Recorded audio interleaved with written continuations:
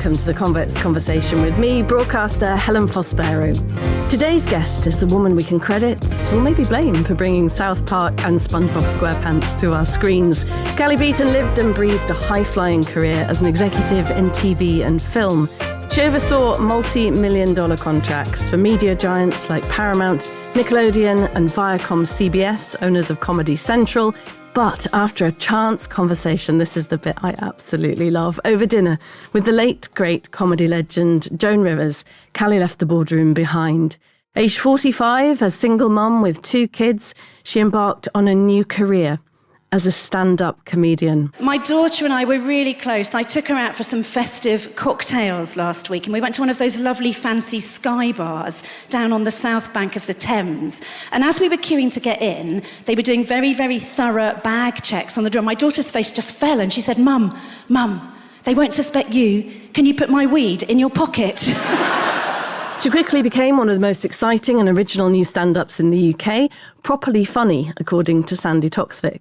A decade on, Callie is in the midst of her latest tour, Namaste Mother F, an unapologetic, raw insight into midlife, with her own story of radical reinvention at its heart. Callie's been on everything from Live at the Apollo, QI, Pointless Celebrities, to radio and theatres all over the UK. But right now, she's with me in the Convex studio. And Callie, it's so lovely to have you here. How lovely to be here. Do you know, I don't normally sit through people doing my introduction. And I was like, well, I can't top that. I think I'll go now because that sounds great. You never feel like it's you, do you?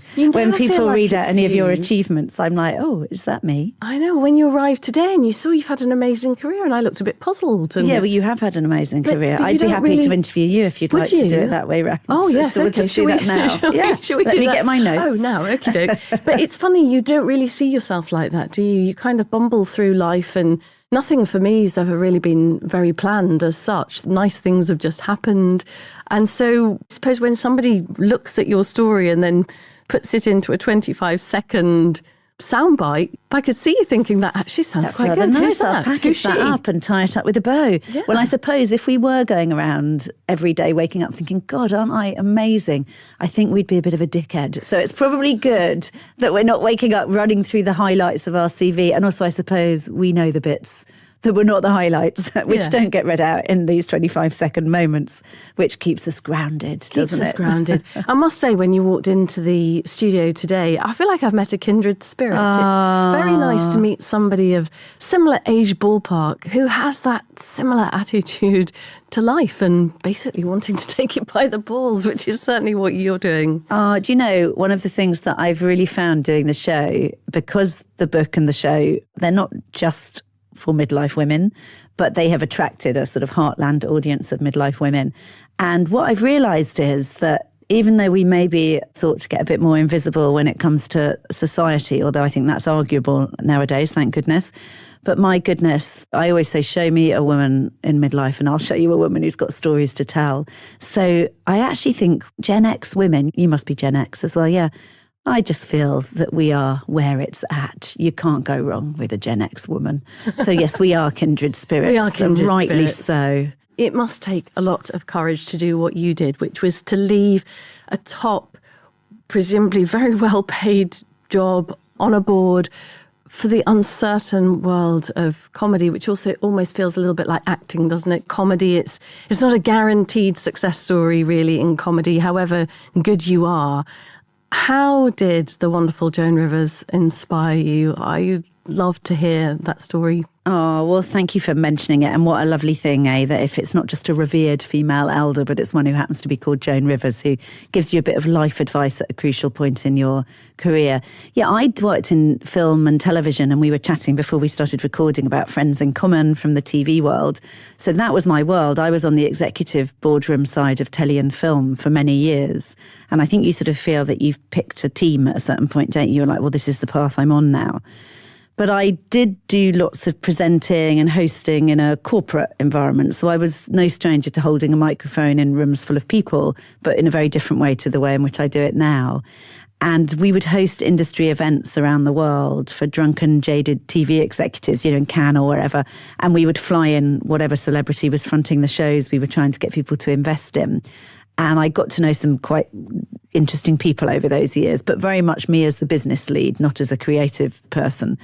And I had the immense pleasure and honour of working with Joan Rivers on some industry events. And I would be the one who would do a little bit at the top before we brought her on. So she'd seen me on stage and we hit it off from the get-go. I'd never really thought of Joan Rivers as a feminist until I got talking to her and got to know her and really thought about what she'd gone through as a woman in Hollywood doing what she was doing in the 60s and 70s. And the stuff she went through in her life was just phenomenal.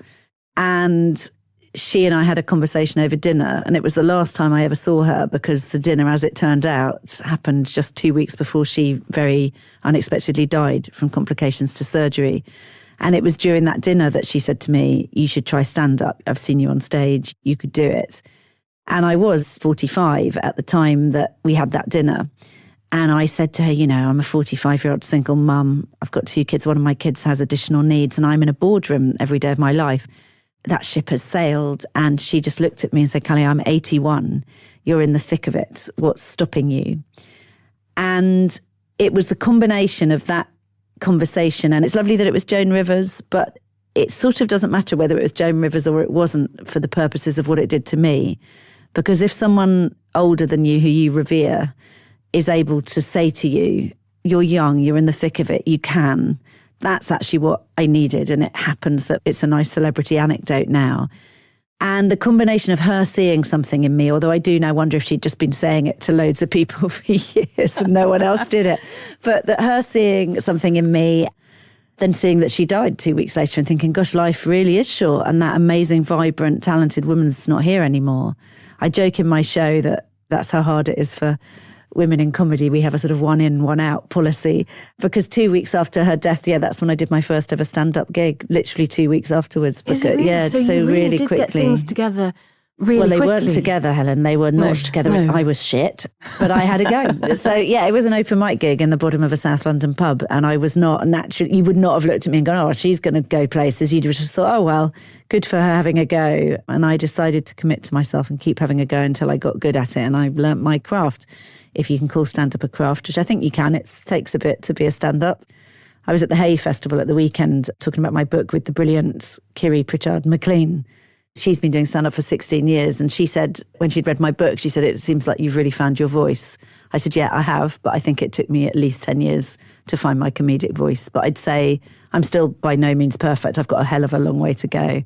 But I do know that it's my voice I'm using now, not an appropriation of someone else's." I think it's a journey, isn't it? I don't think we ever actually get there. It's a learning curve, and things improve the more you do things and you try out different things. So I would imagine with comedy as well, it's ever evolving, because it's also, some of it I'm guessing is a reflection of your life and things that happen to you. So it's a continual path, isn't it? The sort of job you're doing now. It is. I'm very glad I got to it at the life stage I got to it.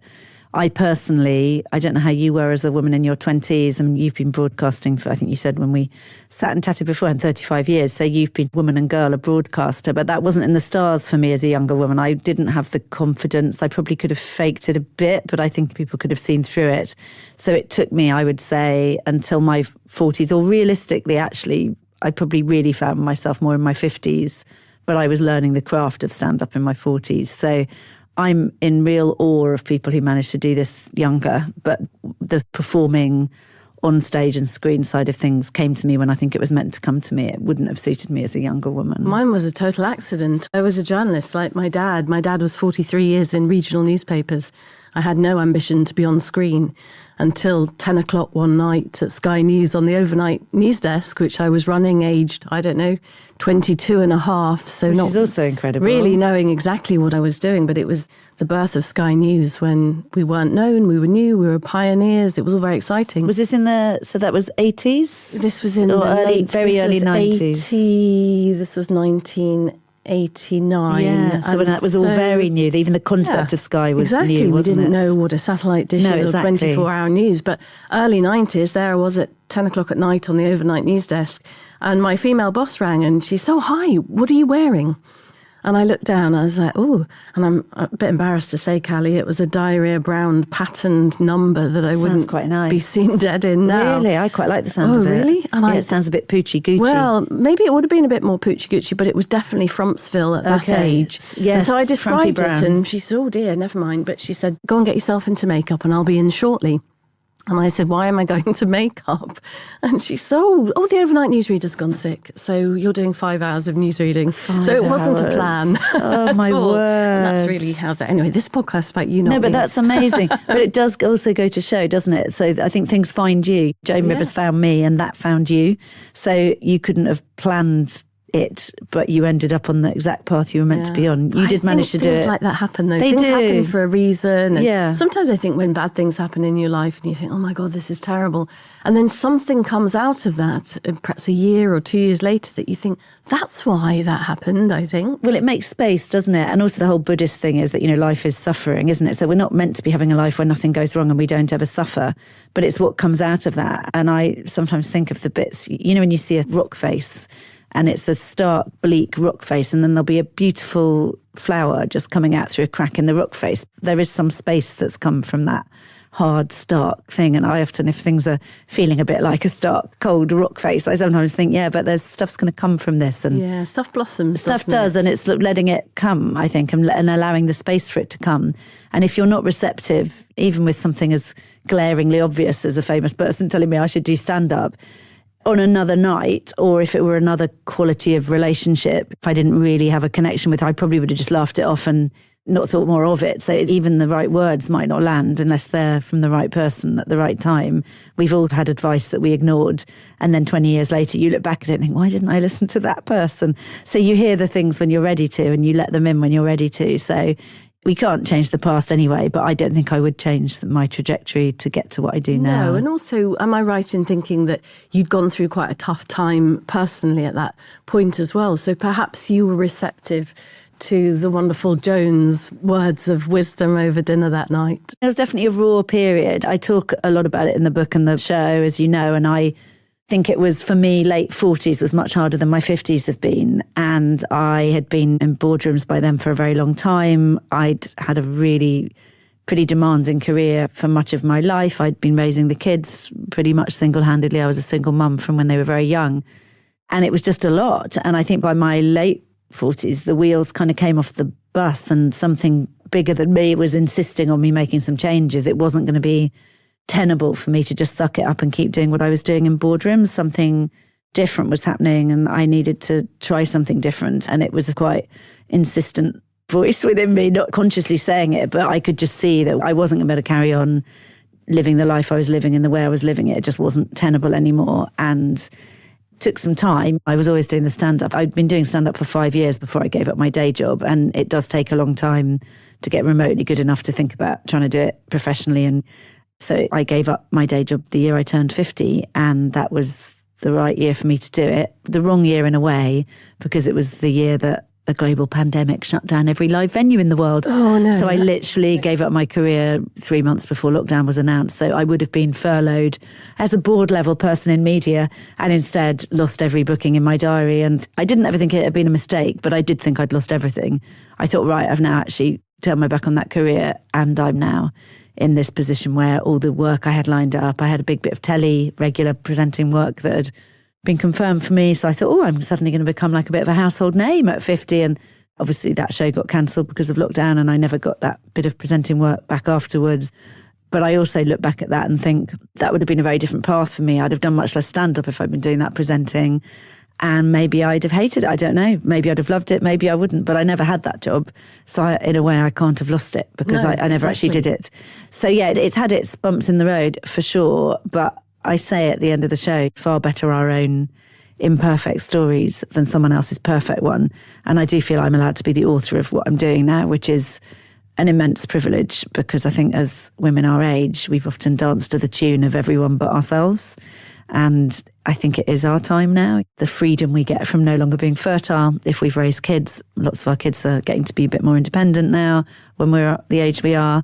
And suddenly we've got all this opportunity, and I think we can decide what we'll do next. Yes, I think we will decide. I think it's exciting too. And I suppose you grew up watching Joan burst through those glass ceilings of Hollywood. Yeah. I mean, she was obviously a different age to us, but an incredible inspiration as a woman. You know, when you think of the knocks she must have had and persevered with. And the judgment she had. She was judged in an entirely different way. You say Joan Rivers and people are like, oh, she was crude, she was this. But look at what the male comedians around her were doing. Far cruder, far more offensive things, but they don't get remembered for those things. That's just, oh yeah, they were a laugh. They went where other people were scared to go.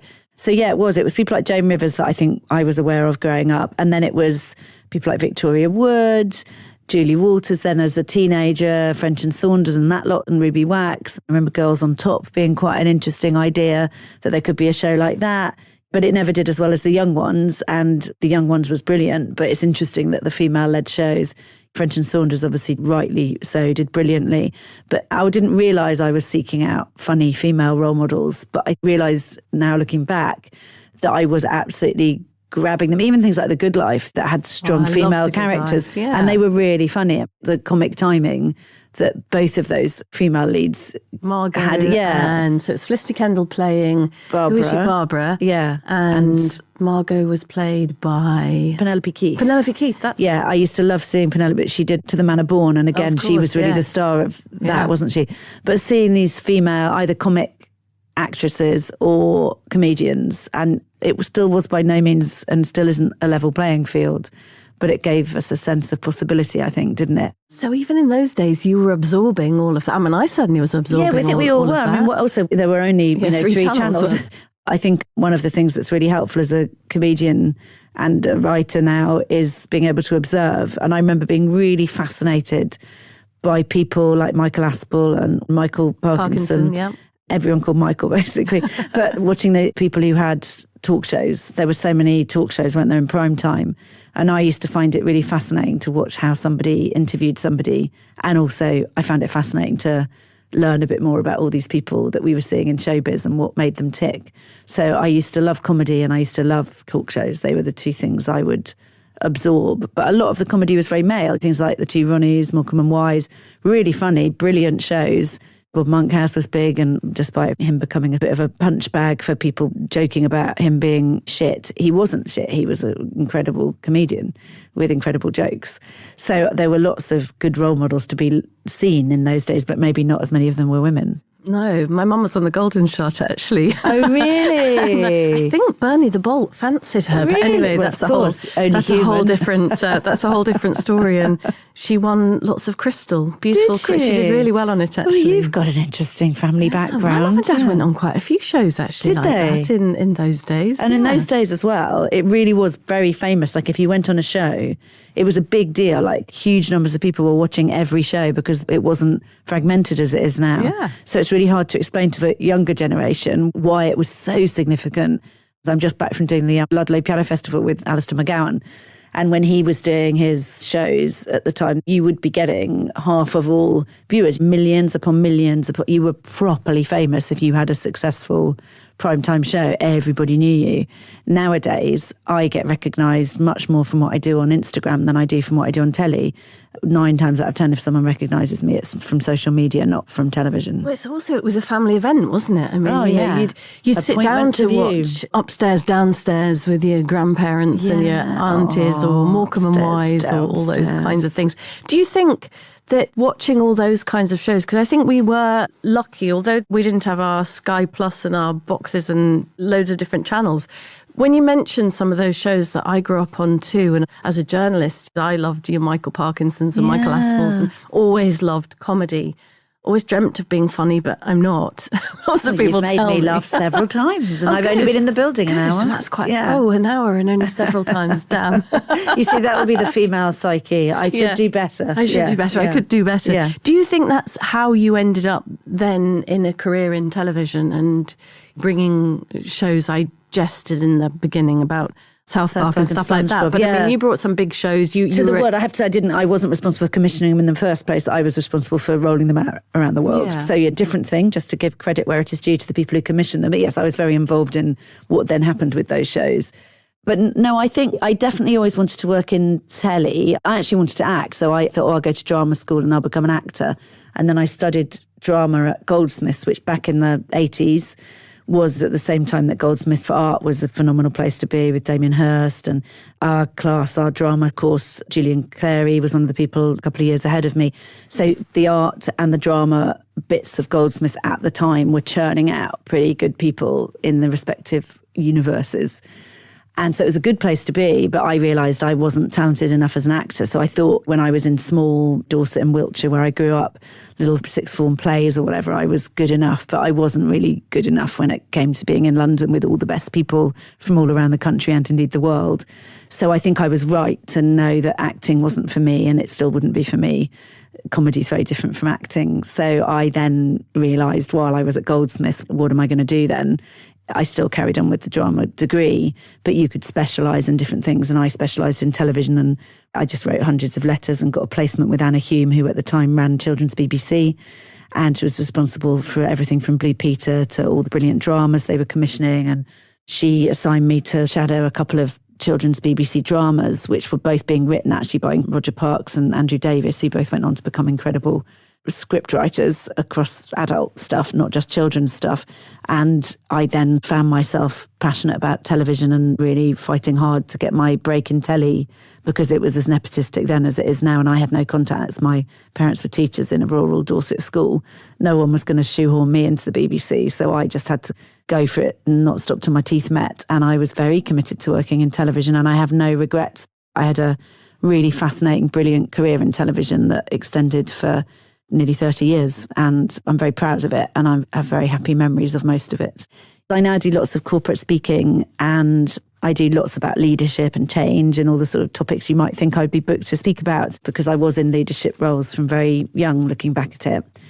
And I always talk about, you've got to be a shit umbrella, by which I don't mean you're shit at being an umbrella, but if you're going to get paid more than the people who are working for you, which you obviously are if you're their boss, the only way you can justify that is if you're willing to not let the shit rain down on them. So you're supposed to be the person letting things come to you. You make the decisions. You're willing to take the shit because that's what you're being paid for. And what you're trying to do is clear the path so the people who work for you can have decent working lives. And you're also employing people who are good enough that they're going to give you a run for your money and they'll want your job.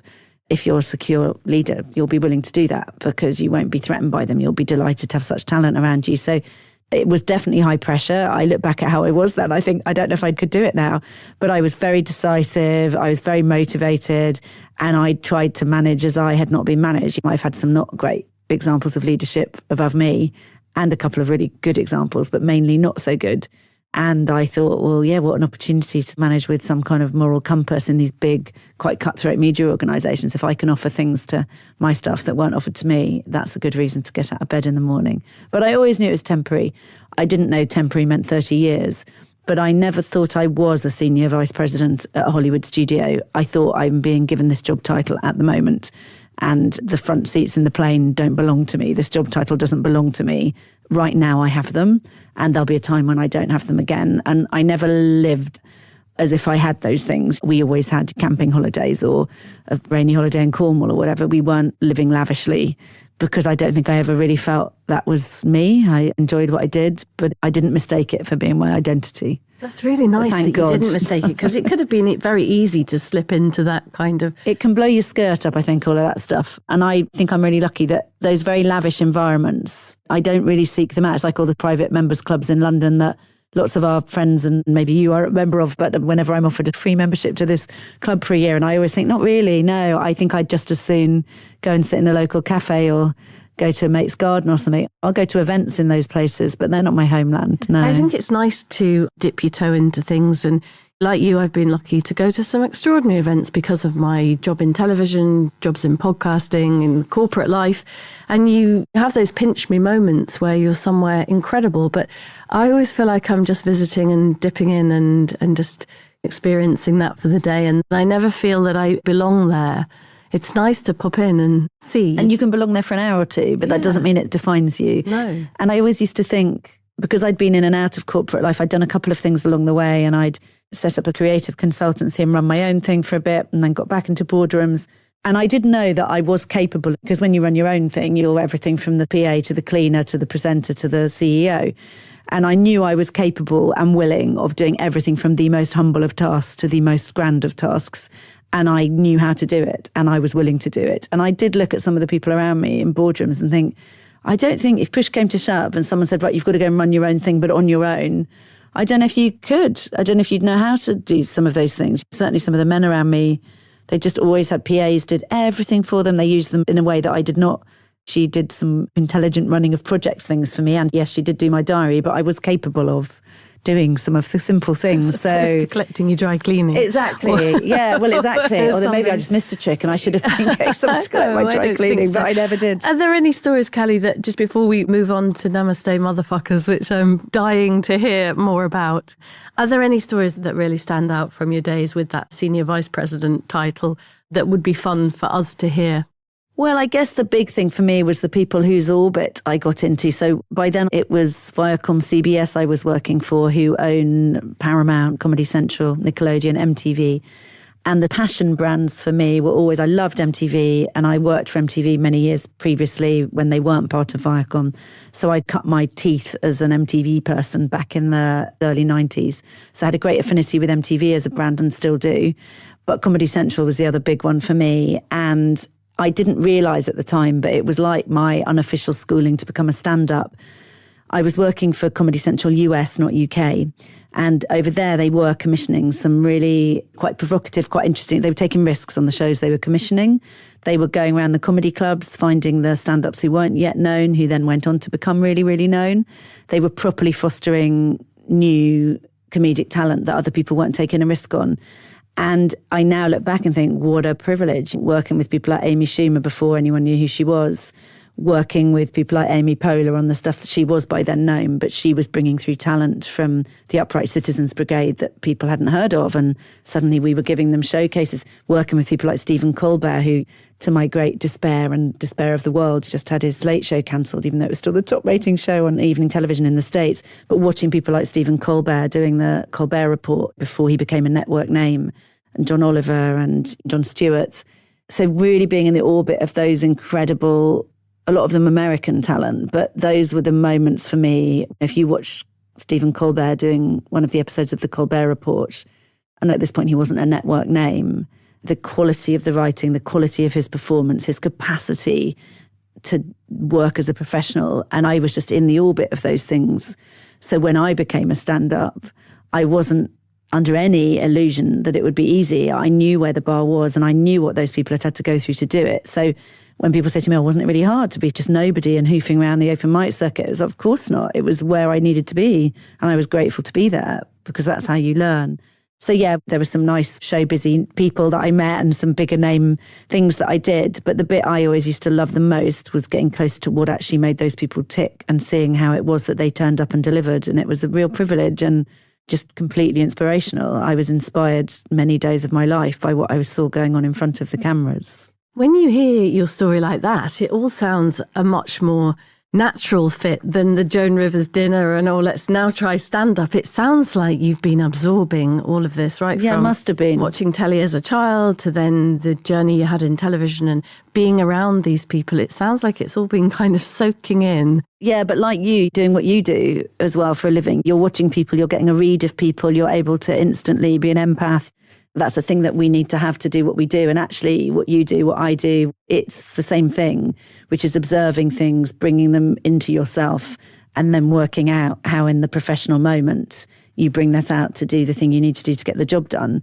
So I think just people watching and being interested and letting things in is at the heart of all of it. Because anything I do creatively, I don't think it's because I've got any great creative prowess.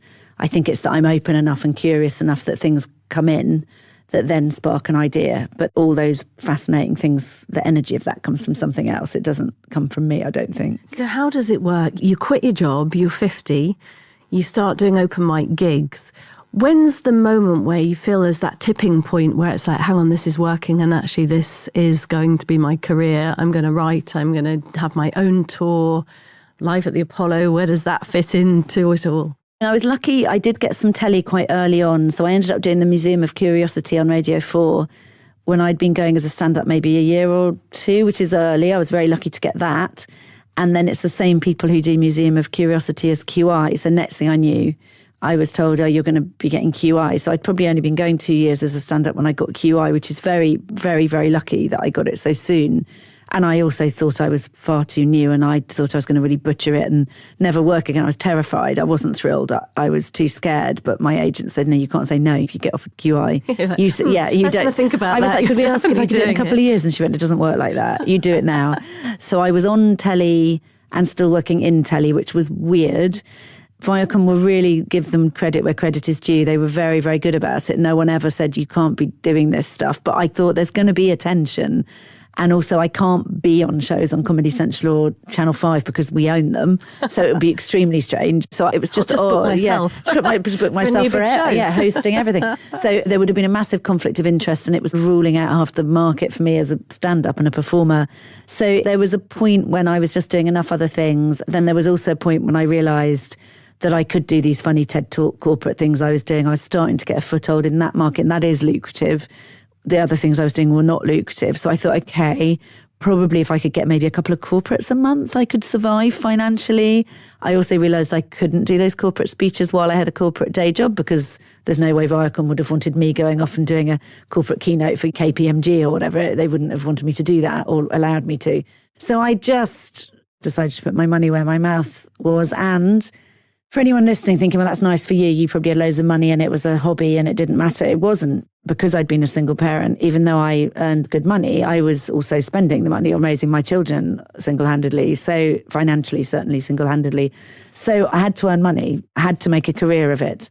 But I was willing, if I needed to lose almost everything. I thought, if I have to downsize, live somewhere completely different, live in a completely different way, I will. If that's what it takes, that's what I'm willing to do. I'm glad that isn't what happened, but I did look that in the eye and think, yeah, if that's what happens. And were your kids supportive too? By then they'd left home, so they weren't there anymore.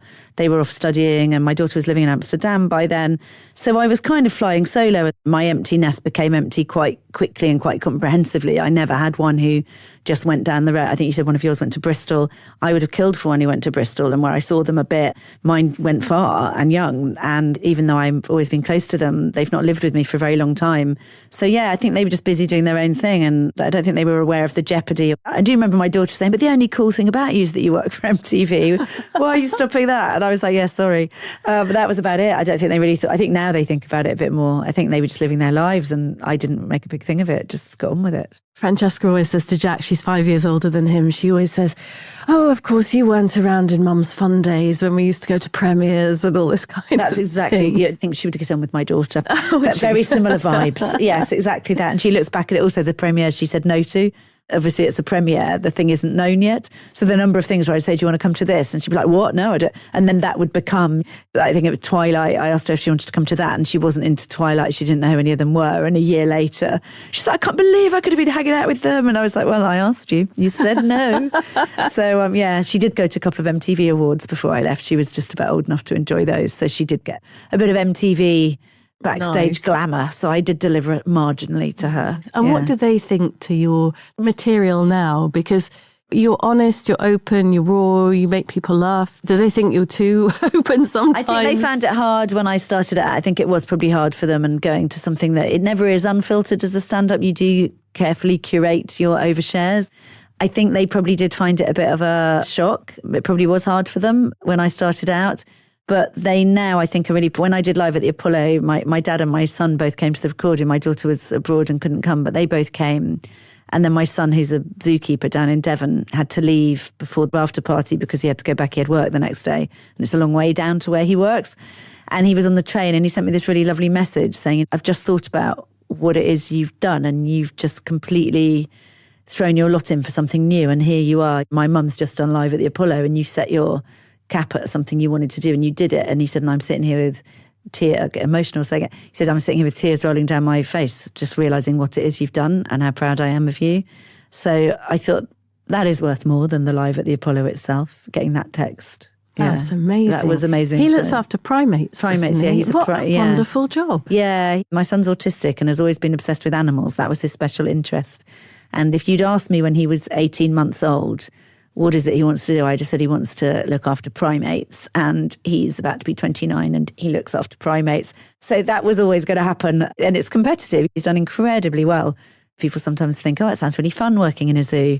And it's fun, but it's not for the faint-hearted. And he's had to really graft at his academic qualifications and his practical work experience and getting to be in the right place at the right time. But yeah, that's what he does. He works with animals, and not just primates. He works across a range of animals, and he sends me amazing videos of him bottle feeding an echidna or mucking like a mandrill or whatever. And I always say to him, God, just hold on to this. You're not sat in an office like I was for 30 years. You're out there. What a wonderful job to do. Yeah. But obviously the best bit was getting that text. But what was the whole Live at the Apollo like? Because doing what you're doing, was that up there on the horizon as the it was the validation that you've got there? That was the one that when I started I wanted, and it is the one that we as stand-ups look at. And I'm really delighted that I've done it. Who knows if I'll get to do it again. Hopefully I may.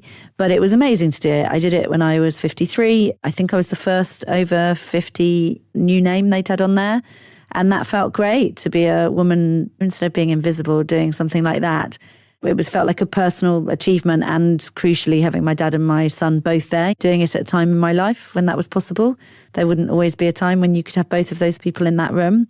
That was a massive gift. And yeah, it was really significant. There've been a few moments like that, pinch me moments, and I drink them in, because for those moments in the sun, you get many more in the shade doing what I'm doing, and you get loads of disappointments. Whenever anyone meets me backstage who hasn't seen me for a while at a gig, and I'll be like, oh my God, Callie, your life's going so well. And I always think, is that what it looks like? Because the number of days I get out of bed, I'm like, oh God, what am I doing? Just like probably we all are thinking. Yeah, it doesn't feel like I'm sprinkled in fairy dust and everything's brilliant.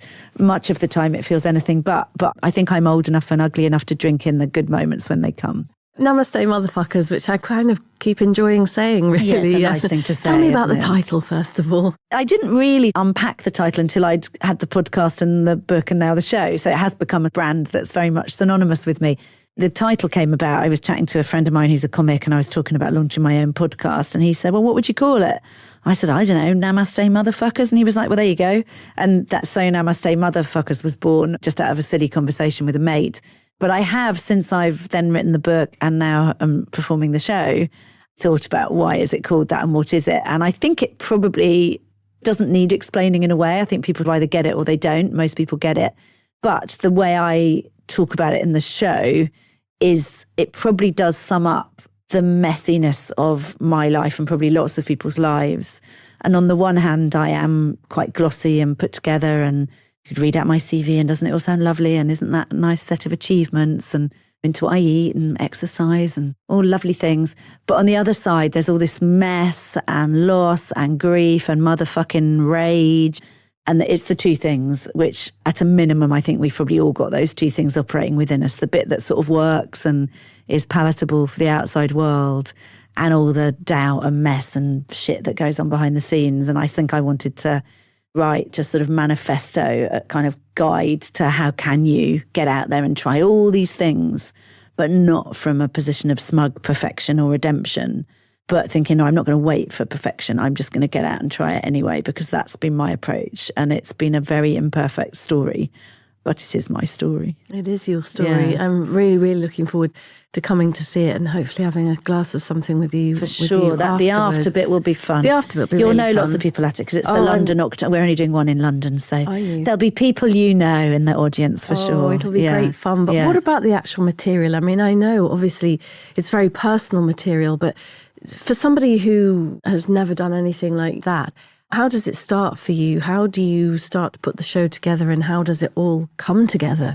It takes a lot to put a solo show together for any comedian. There's not really a shortcut. You're bringing to bear things that have worked in your club set. So obviously we're always writing new stuff for our Club 20s that we do all around the place. And that's a high pressure environment. There's nowhere much to fail if you're a club comedian. You don't get much grace from the audience not to be funny. They need to like you and think you're funny. So that's a good discipline, but that's 20 minutes. And the show I'm doing at the moment is a 2-hour one-woman show with an interval. So I stress the interval so you're not worried about the loo break. You'll get a loo break. We all will. But it just takes time. So you learn, you write stuff, you try it on stage, you do try-out shows. I probably did about 30 work-in-progress shows before I was ready to start touring. trying stuff out. I worked with a brilliant director. This show's got a bit more theatre to it than some of the shows I've done. So I worked with a director, and you just try and fail and keep trying until it gets good enough to do. There's not really a shortcut to it. You just got to keep trying the things. And it's amazing how things that may seem really funny on paper don't always translate. And then a thing that you didn't think was particularly your best thing you'd written will become a huge part of it. But all my stand-up gets good from me performing it, and it will evolve. And the stuff I'm doing in the show evolves. Something will happen, something will come out of the audience that becomes a really funny moment after the joke. And then the next thing I know, that's become part of the joke. I also do lots of crowd work. I love chatting to audiences in a nice way, not in an intimidating way. I always want them to feel amazing for having come. But I'm very comfortable doing crowd work. So every show, probably 20% of it is stuff that comes out of the room on the night. So people can smell that that's original and it's not scripted, and people respond to that and I respond to it. And do you love the whole aspect of live? Because for me, the adrenaline's coursing through your veins, and a bit different for me, live news, live telly, but it's still live and it's out there. I love it. Do you just love being on stage? I do love the being on stage. It's high pressure. I'm always aware when the audiences are coming in. There's almost an arrogance in what you need to be feeling to think you can entertain the room. So I'm often thinking as people are coming in, and I hear them on the tannoy in my dressing room, and I'm thinking, oh my God, there's like hundreds of people coming here and they've spent money and they are waiting for me to entertain them for 2 hours. And a bit of me always feels quite humble. And I think what I always just tell myself is to turn up. I'm like, well, just turn up, be present, be live, don't be scripted, just see what happens, be willing. And I say in this show, I find the hour or two on stage easier than the hours not on stage. If I had a TARDIS and could just get myself to all the venues and just perform and not have to worry about travel lodges and driving and dog care, it'd be the easiest job in the world. Yeah, the performing's a joy. And I've never had such phenomenal audiences as I've had on this tour. The reason for that being that it's 80% midlife women. Yeah. Of course they're good. They're amazing. They're brilliant. You mentioned dog care there. Jeff the Wonder Dog. Jeff the Wonder I know Dog. from your Instagram. Has Jeff the Wonder Dog ever made a little appearance live? Does he ever come with you? He does make appearances live. He doesn't make appearances live in my stage show because there's just too much going on, and he would also be a phenomenal distraction. Although I do read from the book in the second half, and I have a very pretty part of the set, which is a rug and a bookshelf and a comfy kind of Eames chair. And I think he probably could be trained to just either be on my knee or be on the ground for that bit. But it's too risky to have him running around and putting me off my stride. But he does come to literary festivals, and he's been on stage. I've hosted the Comedy Tent at festivals, and he's come on stage with me then. And so he doesn't mind being on stage at all. I, however, restrict his access to the stage. Yeah, but he's very popular on Instagram, as you know. Yeah, he's very popular. Very popular on Instagram, much more than me. What would you say, Callie, to anybody who's listening to this and thinks, gosh, I just wish I could take that leap in life? What would your words of wisdom be at this stage about somebody just going for it and having a crack? I don't mean at comedy, I mean at life. Whatever they want to do, sure. Well, I would say a couple of things. The first thing I would say is no one knows what they're doing and everyone thinks they're going to be found out. So if you're feeling like an imposter, welcome to the world. Most people you see doing the things you think you can't do feel exactly the same as you do. If you think about what holds you back from doing any of these things, it's always failure. Why would you not do it apart from for the fear of failure? I'm going to look stupid. I'm going to lose everything. It's not going to work. But when you break that down, there is no success without failure. So if there's one thing we know, we're going to fail at many things in life, but you can fail forward in a new endeavour and still get where you want to go imperfectly and brilliantly. And I think it's also realising that all the things, if, for example, you're another woman my age or roughly my age, if you're in your 50s, not just a woman, but for the sake of argument, you're a woman in your 50s and you're thinking, oh God, I can't change all the things I've done my whole life and do this new thing. Well, everything you've ever been, whether it's as a parent, as a daughter, as a sister, as a friend, as someone who's done the job you've done, all of those things go with you when you roll the dice and try something new. So you're not completely ill-equipped. You're extremely well-equipped with everything you were before, and that will all come to bear in the thing you do next. So I think it's just trying to allow yourself to be curious about the possibility and reframing failure. And I guess I would conclude by saying, if I can, I assure you anybody can. And what's next, Callie? And you've got this tour now. Yeah, I've got the tour. The book came out in July last year in hardback. And if you'd said to me that I was going to write a book and it would come out at 55 and then that it would be a instant Sunday Times bestseller, I'd have said, you're joking. So that's been a complete surprise and amazing thing. That's just come out in paperback. So that's big focus at the moment. I'm working on my next book, which is coming out next year, which is A Woman's Guide to Mansplaining. So that's more of a humorous, well, this book's humorous too, but it's more of a sort of light-hearted book. So yeah, writing another book, touring. The tour goes on into, we're about to announce 2027 extension. There's quite a lot of exciting things still going on. And I try to carve out lots of quality time with Jeff along the way, because really that's what matters the most, cuddling my dog. What do you do with Jeff? Just lovely long walks? Just long walks. I live near Hampstead Heath, so we walk on Hampstead Heath a lot, and I just stare at him in awe and wonder. Thank you so much for coming in today. I knew I was going to absolutely love this episode. And well, I've loved talking to you. Great talking to you. And I'm looking forward to October when I come and see you perform. Yes. And now that your book's out in paperback, I am a paperback girl, so I've looked through some of the hardback, but now I will sit down with the paperback. And no one wants the hardback falling on their face on the beach, do they? Either. No, I do like a paperback. I do as well. We don't want to get RSI in our wrists. No, exactly. Not at our age. Not at our age. You've been listening to comedian Callie Beaton, who left her dynamic career at the top of the media world to try her hand at stand-up. And as you've heard from today's episode, really hasn't looked back. Download and subscribe to our series at convex.podbean.com, or search The Convex Conversation on Spotify, Apple, or wherever you listen to yours. I'll be back next week with another great guest. See you then.